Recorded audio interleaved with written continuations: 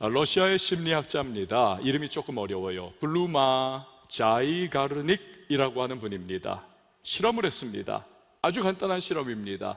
퍼즐 조각을 맞춘다든지 이 구슬로 목걸이를 만드는 것과 같은 너무나 평이한 그러한 일을 하게 했습니다.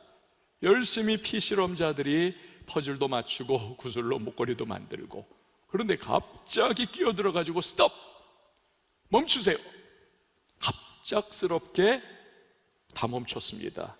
그리고는 질문을 하는 겁니다. 지금까지 뭘 하고 있었는지 기억을 해보세요. 흥미로운 결과가 나왔습니다. 자기가 이미 완성한 일보다는 미완성의 상황들, 하지 못한 부분들, 이거를요 2배 이상 이 피실험자들이 생각을 하더라는 것입니다. 여러분, 사람은 목표의식을 갖는 존재입니다.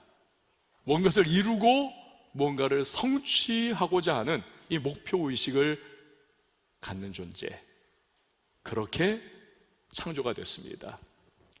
그래서 하다가 미완성이 되고 내가 도전하고 시도했지만 이것이 이루어지지 않을 때 사람은요 낙심하고 실망하고, 그것이 깊은 인상으로 남습니다. 심지어는 나 같은 놈이 원래 그렇지 뭐, 자기 자신에 대해서 아주 부정적인 시각을 가지기도 합니다. 그러나 하나님께서는 우리가 그러한 부정적인 마음으로 사는 것을 절대로 기뻐하시지 않습니다. 하나님은 우리가 성취자로 살아가기를 바라시는, 그것이 그분의 마음인 겁니다. 그런 점에서 우리는 오늘 이 잠언의 말씀에 귀를 기울여야만 합니다. 하나님의 지혜가 가득 담겨있는 이 잠언의 말씀을 통해서 과연 어떻게 인생 살아가며 성취자가 될 수 있을 것인지 우리는 배울 수가 있는 것입니다. 자, 첫 번째로 인생의 주도권을 가져야 하는 것입니다. 한번 따라해 주시면 좋겠습니다. 인생의 주도권을 가지자. 칸느 영화제와 아카데미 시상식을 석권했던 유명한 영화지 않습니까? 우리나라의 기생충. 이 영화에서 주인공인 아버지가 아들에게 했던 말이 굉장히 유명해지지 않았습니까? 아들아, 너는 다 계획이 있구나. 이 아버지는 하는 족족 실패했습니다. 손대는 일마다 좌절했습니다. 되는 일이 없어요. 개똥철학이 하나가 생겼습니다. 무계획이 최고의 계획이다. 근데 아들이 앞날을 계획하는 거예요. 아들아, 너는 계획이 다 있구나. 놀라는 것입니다. 여러분, 이 정도는 아니겠지만 적지 않은 크리스천들이 인생의 주도권을 놔버리고 살아갑니다. 상황에 그냥 맡겨버려요. 주도적으로 계획을 수립하고 그에 맞춰 행동하는 것을 도외시한 채 무기력하게 살아갑니다. 어떤 분들은요 신앙의 이름으로 그와 비슷하게 살아갑니다. 다시 말하면 하나님께서 알아서 해주시겠지 뭐. 그리고는 무대책이에요. 무계획입니다. 이거 신앙 좋은 건가요? 하나님께 전적으로 의탁한 삶이 과연 그런 모습일까요? 아닙니다. 오늘 본문 말씀 보세요. 1절에 보니까 마음의 경영은 누구에게 있다고요? 사람에게 있어도. 여기서 경영은요 계획입니다. 플랜. 무언가를 내가 계획하고 내가 무언가를 마음에 담고 있는 거예요. 그게 인생이든 사업이든 가정이든 자녀 양육이든 계획은 누가 세워야 한다는 것입니까? 기도하면서 하나님의 선한 지혜를 의지하며 내가 계획을 세워야 하는 것입니다. 천지 창조의 시점으로 여러분 거슬러 올라가 보시기 바랍니다. 하나님이 온 천하 만물을 만드셨습니다. 인간에게 말씀하시죠. 명령입니다. 다스려라, 생육하고 번성해라, 정복해라, 땅에 충만하라. 아주 고도의 통치와 경영을 맡기신 겁니다. 중소기업 하나를 경영을 해도요, 아니 가정 하나 꾸려 나가도요, 우리가 얼마나 계획을 세우고 미래를 우리가 생각하면서 경제도 그렇고 자녀 양육도 그렇고 노후 문제도 그렇고 우린 다 계획을 하나하나 생각을 하며 살아갑니다. 하물며 온 세상 만물을 이건 다스리는 일 아닙니까? 이처럼 하나님은요, 애초부터 인간에게 계획하는 능력 그리고 창조적인 정신을 주셨습니다. 거기에다가 자유의지를 하나님이 선물로 주셨습니다. 그래서 자신이 원하는 방식과 주도적인 모습으로 계획을 세우면서 인생을 운영해 나가도록 하신 것입니다.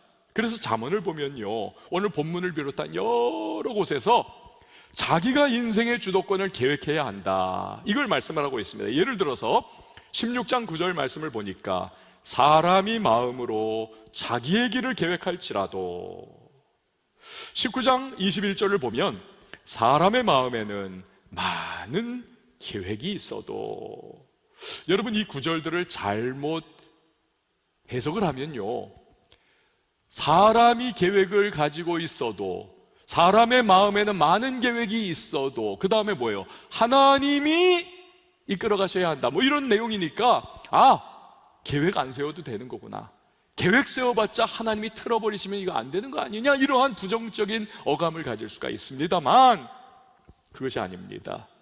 이 구절들에서 말씀하는 것은요, 부분이 나뉘어져 있는 거예요. 일단 우리가 기도하면서 하나님 주시는 지혜로 계획을 세우는 것은 내가 해야 한다라는 것입니다. 제가 전에 우스갯소리로 한번 말씀드린 적이 있지 않습니까? 어떤 분들은 자꾸 저 목사한테 기도를 자꾸 하청을 줘요. 목사님 이거 기도해 줘야 해요, 목사님 기도해 주세요.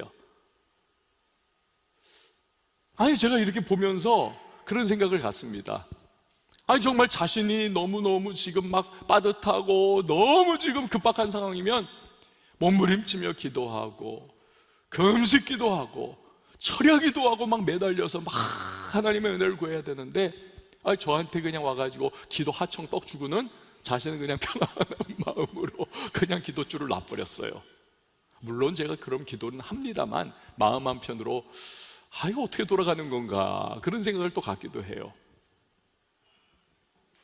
여러분, 우리가 믿는 것은요, 문제거리를 기도거리로 바꾸면 하나님은 그 기도거리를 반드시 간증거리 되게 하시는 좋으신 응답의 하나님이심을 믿으시기를 바랍니다. 내가 기도해야 하는 겁니다. 자꾸 하청만 주지 말고. 우리가요, 하나님도 마찬가지입니다.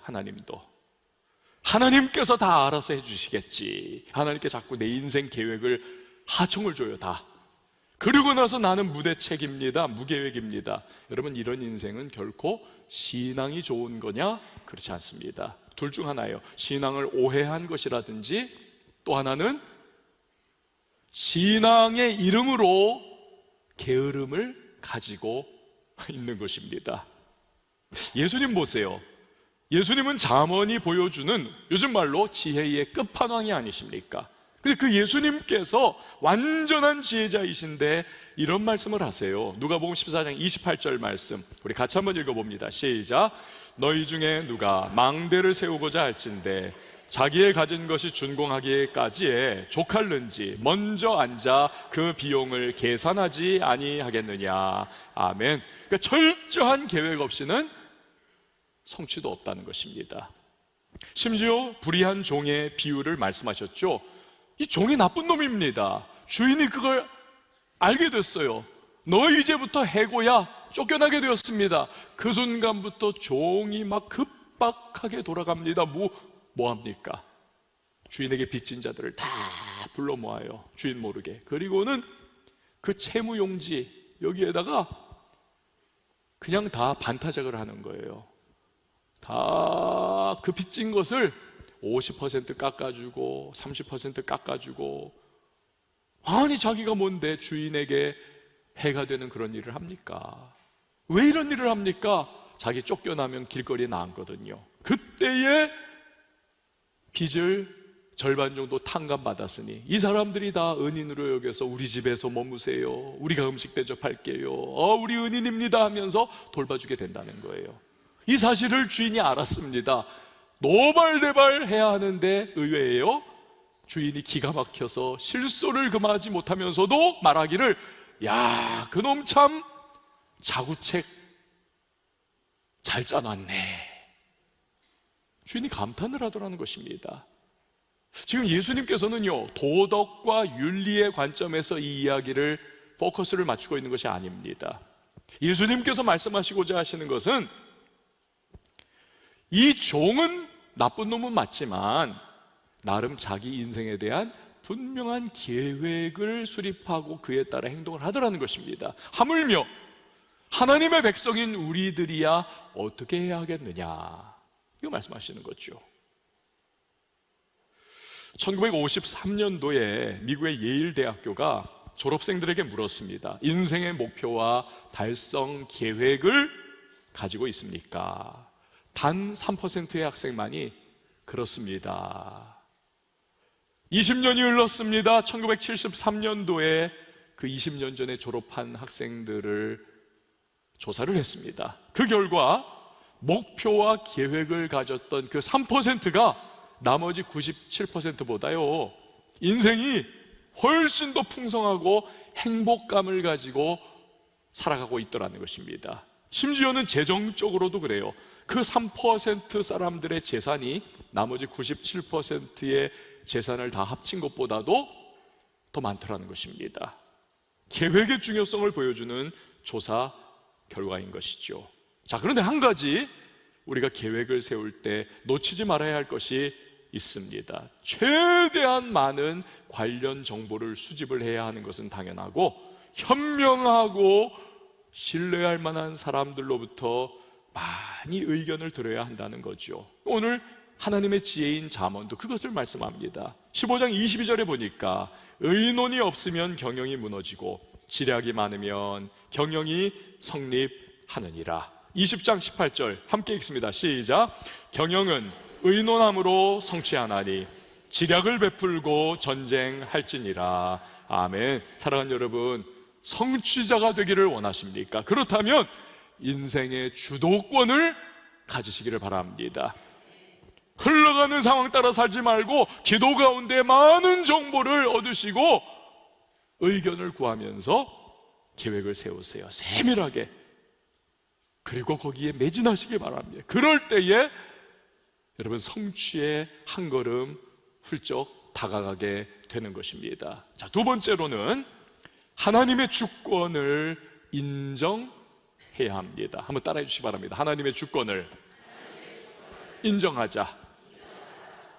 옛 독일인 이 프러시아 제국 때의 일입니다. 프레드릭 대왕이 시골길을 행차를 합니다. 왕의 행차잖아요. 모든 사람들이 다 엎드리고 경의를 표해야 하는데 유독 노인 한 분만이 무관심합니다. 이 왕이요 궁금했어요. 노인에게 말을 건넵니다. 노인장은 누구시오? 뜻밖의 대답이 돌아옵니다. 나는 왕이요. 어느 나라의 왕이십니까? 그러자 노인이 대답해요. 나는 나 자신의 왕국을 다스리는 왕입니다. 무슨 의미인지 알잖아요. 그러니까 빙그레 웃으면서 프레드릭 왕이 이렇게 질문을 합니다. 그래, 그러면 나라 살림은 잘 되고 계십니까? 그러자 노인이 대답을 하더래요. 바로 그게 문제입니다. 왕이 맞장구를 쳐요. 노인장도 나와 같은 문제를 당하고 있군요. 여러분, 인생 계획 세우고요, 자신이 삶의 주인이 돼가지고 막 열심히 뜁니다. 내 뜻대로 모든 것이 돌아가면 얼마나 좋습니까만 살아보니 어떠십니까? 그렇지 않지 않습니까? 변수가 여기서 툭 튀어나오고 걸림돌이 내 인생길을 막아섭니다.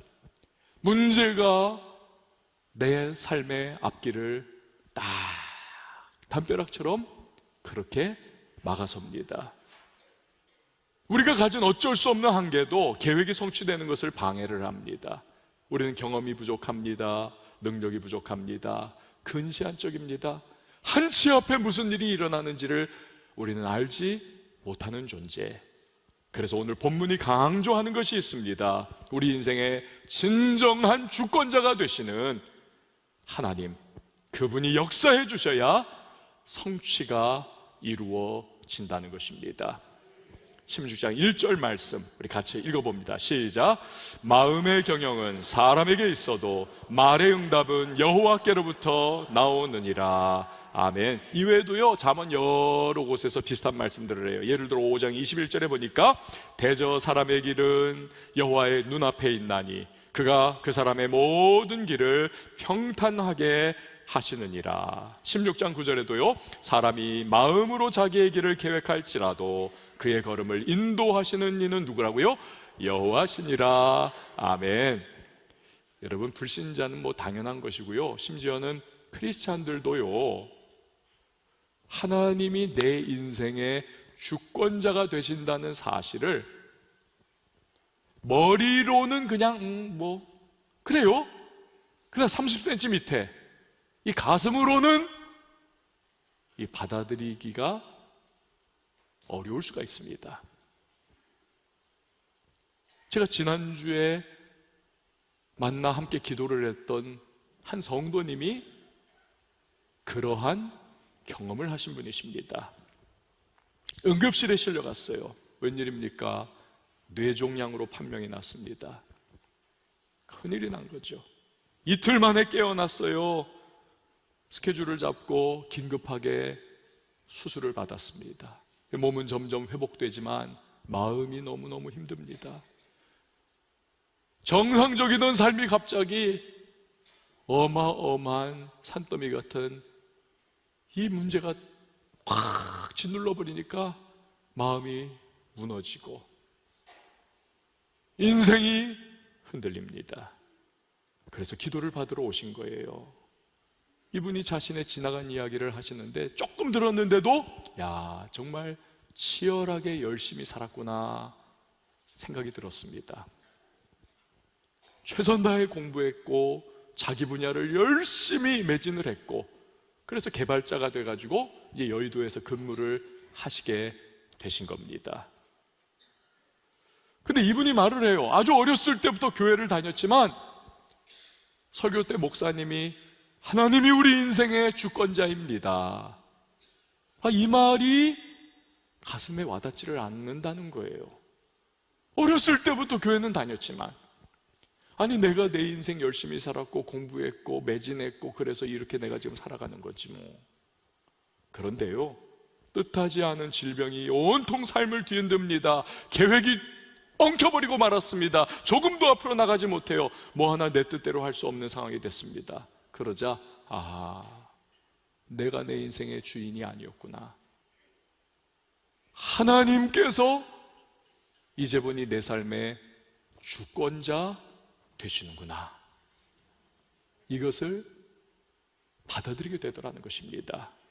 하나님께서 이 성도님에게 완전한 치유와 회복을 주실 수 있기를 바랍니다. 여러분, 잠언 20장 24절 말씀을 보세요. 우리 같이 한번 읽어봅니다. 시작. 사람의 걸음은 여호와께로 말미암나니 사람이 어찌 자기의 길을 알 수 있으랴. 아멘. 그렇습니다. 여러분, 우리 인생의 주권자는 하나님이시라는 사실을 믿으실 수 있기를 바랍니다. 하나님이에요. 그래서 우리가 매년 송구영신 때마다 우리가 어떤 찬양으로 고백합니까? 지금까지 지내온 것 주의 크신 은혜라, 한이 없는 넓은 사랑 어찌 이루 말하랴. 자나깨나 주의 손이 항상 살펴주시고 하나님의 주권자 되심을 우리가 한 해의 마무리를 하면서 찬양으로 고백하는 것이죠. 여러분, 하나님은 천지 창조 후의 인간에게 번성해라, 모든 것을 다스려라, 그러나 딱 한 가지, 하나님의 주권만은 침범치 말도록 하셨습니다. 그게 선악과죠. 마귀가 뱀의 모습으로 유혹을 시험을 해옵니다. 뭘 건드립니까? 하나님의 주권을 건드리라는 거예요. 명령을 어기고 선악과를 따 먹으라는 겁니다. 맛있게 먹었습니다. 행복해졌나요? 잘 됐나요? 아니요. 불행이 찾아옵니다. 죽음이 찾아왔습니다. 두려웁니다. 하나님과의 관계가 단절이 되었습니다. 물고기는요, 물에서 살아야 자유롭습니다. 물속에 있어야 행복합니다. 물에서 살아야 살 것 같습니다. 물 밖으로 나올 필요가 없습니다. 물 밖에 나오면 고통뿐입니다. 새는 하늘에서 살아야 자유롭습니다. 행복합니다. 인간은요, 하나님의 주권하에 살아야 행복하고 살 것 같고 잘 사는 것임을 여러분 꼭 믿으시기를 바랍니다. 하나님의 주권을 무시하고 살아간다. 여러분, 하나님께서 혀를 차시는 거예요. 아이고, 어디 한번 그렇게 살아봐라. 잘 살게 되는지. 그래가지고는 온갖 고생 다 하다가 결국 부르는 찬송이 뭡니까? 천부여 의지없어서 손들고 옵니다. 주 나를 박대하시면 나 어디 가리까? 사실은 주님이 나를 박대하신 게 아니에요. 내가 하나님의 주권을 발로 걷어차버리고 박대를 해버린 거죠. 사랑하는 여러분, 저와 여러분이 하나님의 주권을 인정하며 살아갈 수 있기를 바랍니다. 그럴 때 성취자의 삶을 향해 또 한 걸음 또 한 걸음 나아가게 되는 것입니다. 자, 세 번째로 이 부분이 성취자가 되기 위한 마지막 단계인데요, 그것이 뭐냐면 하나님이 이루시게 하라는 것입니다. 한번 따라해 주십시오. 하나님이 이루시게 하라. 이 부분은요, 하나님의 주권을 인정하는 아주 구체적인 모습과 연관이 있습니다. 그러니까 이런 거예요. 우리가 선택합니다. 우리가 결정합니다. 근데 그것들이 항상 최선인가? 그렇지는 않은 경우가 참 많습니다. 때로는 우리가 미심쩍은 일에 손을 댑니다. 느낌이 있어요. 아, 이건 아닌데 하면서도. 그러나 손해볼까 두려워가지고 성령께서 주시는 그 양심의 소리에 귀를 틀어 막아버리는 것입니다. 혹은 괜찮은 줄 알고 시작했지만 나중에 보니까 성경이 말씀하는 신앙 기준과 이 어긋난 길을 가게 되는 거예요. 그때 우리는 딜레마에 빠지죠. 현실과 신앙이 이제 충돌하는 지점에 이르게 되는 겁니다. 하지만 애써서 에휴, 어쩔 수 없지 뭐, 나는 최선을 다한 거야, 이렇게 자신을 변호합니다. 하지만 여러분, 오늘 본문 2절 말씀을 보세요. 같이 한번 읽어봅니다. 시작. 사람의 행위가 자기 보기에는 모두 깨끗하여도 여호와는 심령을 감찰하시느니라. 아멘. 하나님은 우리 마음을, 우리의 속을 손금 보듯이 원하게 꿰뚫어 보시는 거죠. 그러므로 우리가 정말로 하나님의 주권을 인정하고 그분을 경외한다면 어떻게 해야 할까요? 손해를 좀 보더라 할지라도 하나님이 기뻐하시지 않는 길은 여러분 포기하는 용기를 가지실 수 있기를 바랍니다. 돌아가는 일이 생겨도 제대로 다시 시작해야만 하는 것입니다. 만약에 선택의 두 갈래 길에 놓여 있다면 하나님께서 말씀하신 신앙 기준에 맞는 길을 선택해야 할 줄 믿습니다. 그게 내 인생의 주권이 하나님께 있음을 인정하며 그분께 맡겨드리는 것입니다. 그럼 어떤 일이 일어나는가? 오늘 본문 3절 말씀 우리 같이 읽어봅니다. 시작. 너의 행사를 여호와께 맡기라. 그리하면 내가 경영하는 것이 이루어지리라. 아멘. 여러분 한번 따라해 주시기 바랍니다. 맡기라. 이루어지리라. 한 번 더요. 맡기라. 이루어지리라. 할렐루야. 그렇습니다. 하나님께는 얼마든지 우리의 한계를 뛰어넘는 그의 능력이 있음을 믿으시기를 바랍니다. 설령 하나님의 주권을 인정하는 상황 속에 우리가 손해를 본다 할지라도, 그것이 너무너무 고통스럽고 아깝고 속이 힘들다 할지라도, 여러분, 하나님께서는 그 손해를 얼마든지 만회할 수 있는 능력에 전능하신 하나님이라는 사실을 여러분 신뢰하시기를 바랍니다. 문제는요, 우리의 두려움입니다. 그때 우리는요, 하나님이 반드시 합력하여 선을 이루신다는 사실을 우리는 믿음으로 붙잡아야만 하는 것입니다. 그 두려움 뛰어넘어야 해요. 염려 걱정 극복해야 합니다. 유명한 작가인 데일 카네기가 자동차 왕인 헨리 포드를 만났습니다. 그런 생각이 있었다고 해요. 와, 이 제국과도 같은 어마어마한 기업을 운영하는 분이니 얼마나 고민이 많고 걱정, 염려가 많을까. 얼굴이 일그러져 있겠지, 표정이 말이 아니겠지, 시커멓겠지. 놀랐다는 겁니다. 너무 밝고 편안해 보였어요. 물었대요.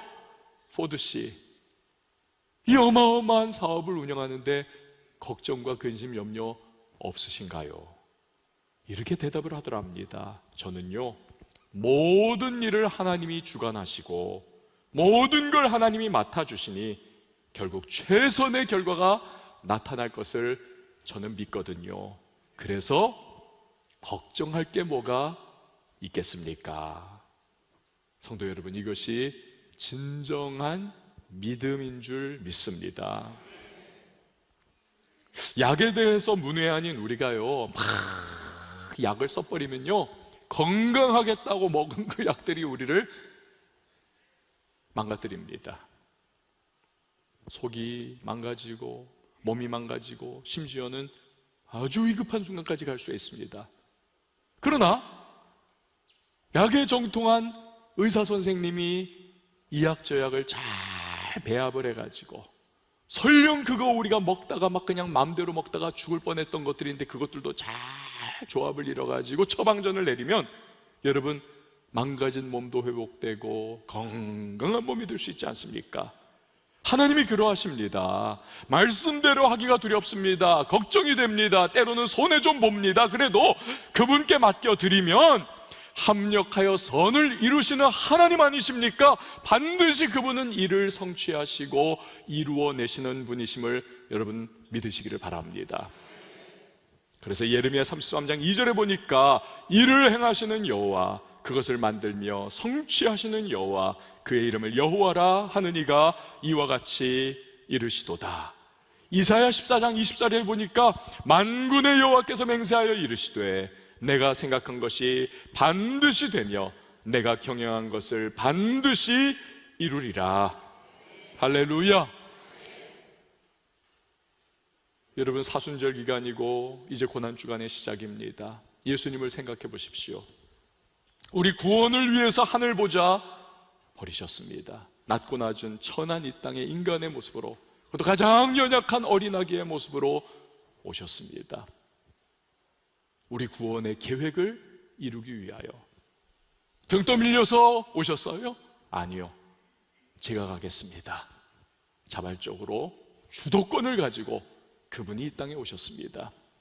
그러나 겟세마네 동산에서 기도할 때 십자가의 고통과 죄로 인하여 영원전부터 친밀한 교제를 나누던 하나님과의 관계가 단절되는 그 고통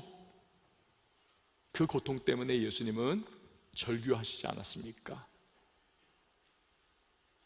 이 십자가의 길 피할 수 없냐고, 너무너무 부르짖고 몸부림치다 보니까 땀방울이 핏방울 되기까지 그렇게 고초가 심하셨죠. 그러나 결국 하나님의 주권에 순복하십니다. 하나님의 뜻이 이루어지이다. 그리고 십자가의 길을 향해 나아가십니다. 거기에 매달려 돌아가십니다. 끝인가요? 그렇지 않습니다. 하나님은 그 저주와 죄악과 심판의 십자가를 통하여 저와 여러분의 구원 계획을 이루어내신 것입니다. 그뿐입니까? 예수님을 만왕의 왕이요 만주의 주로 세워주신 줄 믿습니다. 이것이 십자가의 영광이요 역설이 아니고 무엇이겠습니까? 우리 모두는 성취자로 살기를 너나 할 것 없이 간절히 원하며 살아갑니다. 그 길은 다른 데 있지 않습니다. 인생의 주도권을 가지고 기도하는 가운데에 또한 많은 신뢰할 만한 믿음의 사람들, 또 지혜로운 사람들을 통하여 의견들을 많이 청취하면서 최선 다해 계획을 세우고 그 계획을 따라 열심히 살아가는 것입니다. 하지만 잊지 말아야 할 것, 내 인생의 주권이 하나님께 있음을 우리는 기억해야만 합니다. 그분의 뜻을 따라야만 합니다. 그럴 때 우리는 결국 하나님이 이루시고 성취하시는 것을 체험하게 될 것입니다. 오늘 이 하나님의 지혜의 말씀인 잠언을 통해서 저와 여러분이 믿음과 순종의 길을 걸어감으로써 우리의 인생이 늘 미완성하다가 풀어져 버리는 삶이 아니라 성취의 삶을 살아가는 우리 모든 성도님들이 다 될 수 있기를 주님의 이름으로 축원을 드립니다. 우리 시간에 함께 찬양할 텐데요, 우리의 계획이 실패하고 또한 우리의 소망이 끊어질 때 주권자 되시는 주님 바라보는 겁니다. 오늘 찬양 부르며 우리 함께 기도로 나아가겠습니다.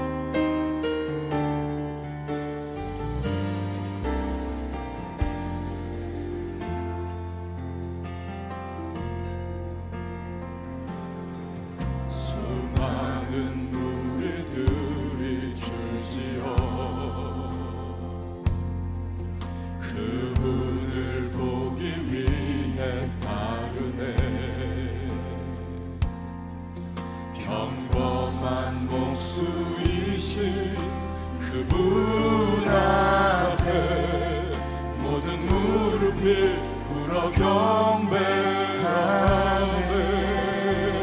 모든 문제들 죽음까지도 힘을 잃고 생명의 근원 되신 예수 이름 앞에 생명의 근원 되신 예수 이름 앞에 모든 권세들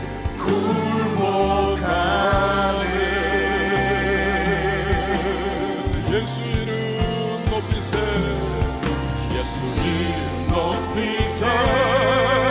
능력의 그 이름 예수 이름 높이세.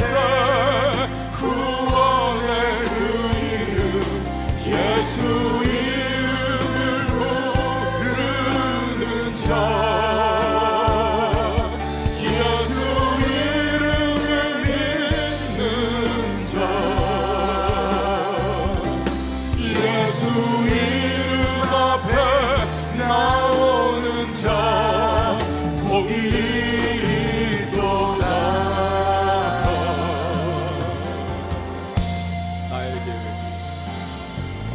나의 계획이 실패하고 나의 소망이 끊어질 때 삶의 주관자 되신 그분 앞에 나의 무릎을 꿇어 경배하네. 나의 삶을 그분께 맡길 때 비로소 나의 마음 평안해.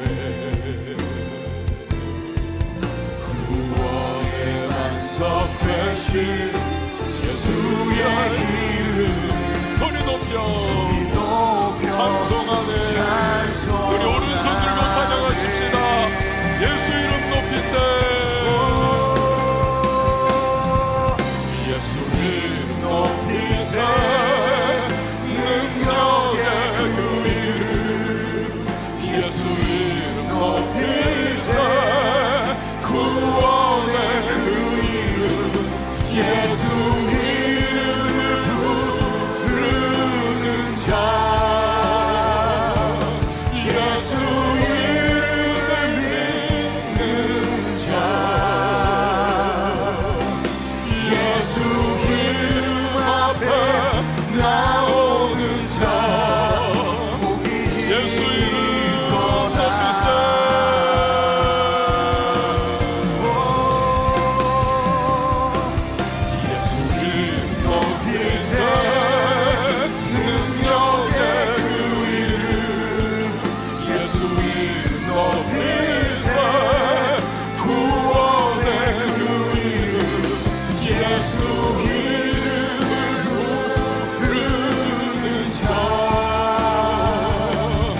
예수 이름을 믿는 자 예수 이름 앞에 나오는 자 복이 있도다. 그렇습니다. 예수 그리스도 그분이 우리의 인생의 주권을 가지고 계십니다. 우리가 계획을 세우고 우리가 최선을 다하지만 하나님이 열어주셔야 합니다. 하나님이 인도하시고 이끌어주시고 그분의 뜻 가운데 우리가 부합되며 나아갈 때 맡겨드리는 삶이죠. 하나님이 이루시고 성취해 주시는 것입니다. 주님 그렇게 살게 하소서. 그렇게 내 삶의 궤도 수정하며 믿음의 길로 나아가 주님 영광 올려드리는 성취자의 삶을 살게 해달라고 이 시간 우리 말씀 붙잡고 주님의 이름 한번 외치고 기도합니다. 주여 하나님 주시옵소서.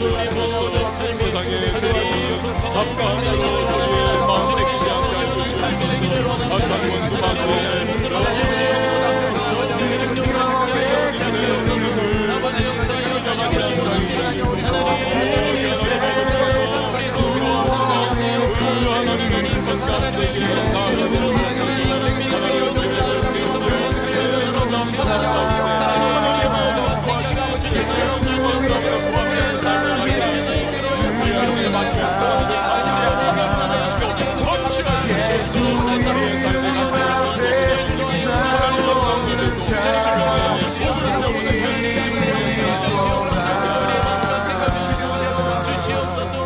하나님 아버지 감사합니다. 성취자의 삶을 살기를 원합니다. 계획 세우고 최선 다하는 가운데 그러나 하나님의 주권을 인정해 드리며 하나님의 뜻과 말씀 하나님의 인도하심 가운데 우리를 맡겨드리고 결국 하나님께서 이루시고 성취하심을 경험하는 우리가 되게 하여 주옵소서. 그래야 하나님께는 영광이요 우리에게는 감격과 감사와 행복이 넘치고 주변에 축복을 흘려보낼 수 있는 복의 통로로 쓰임받게 하여 주시옵소서. 예수님의 이름으로 기도합니다. 아멘.